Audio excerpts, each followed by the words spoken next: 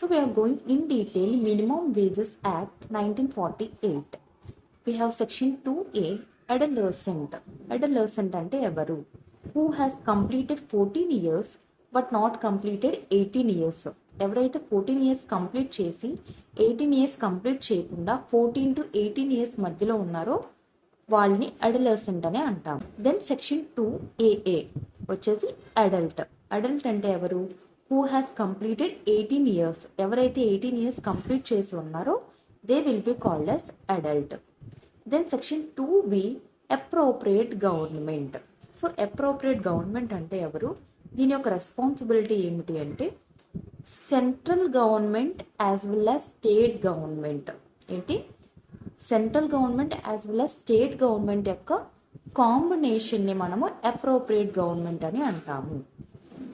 So దీని యొక్క main responsibility ఏంటి అంటే ఈ యొక్క మినిమం వేజెస్ని ఫిక్స్ చేయడము. Central government as well as state government యొక్క కాంబినేషన్ని అప్రోప్రియేట్ గవర్నమెంట్ అని అంటాము. సో దీని యొక్క మెయిన్ రెస్పాన్సిబిలిటీ ఏమిటి అంటే మినిమం వేజెస్ అనేది ఫిక్స్ చేయడము. ఓకే, దెన్ సెంట్రల్ గవర్నమెంట్ వేటికి మినిమం వేజెస్ ఫిక్స్ చేస్తుంది, స్టేట్ గవర్నమెంట్ వేటికి మినిమం వేజెస్ ఫిక్స్ చేస్తుందో చూద్దాం. So we have mines, railway administration, oil fields, major ports. So ఈ mines, oil fields, railways, major ports సంబంధించిన factories or industries